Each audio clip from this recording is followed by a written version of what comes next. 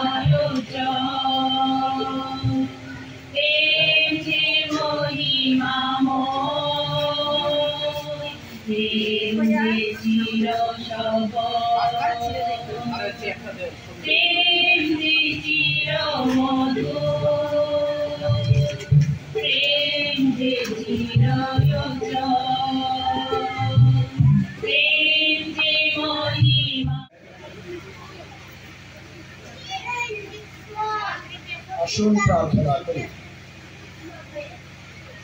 প্রভু পরমেশ্বর তোমাদের সর্বদা সংযুক্ত রাখুন, তোমরা যেন একে অন্যের জন্য নিজেকে উৎসর্গ করতে পারো।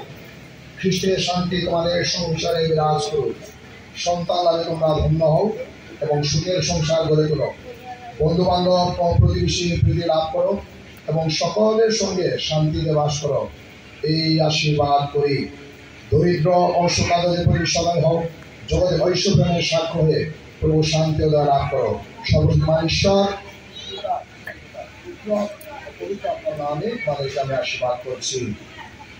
তাহলে শেষ আশীর্বাদের আগে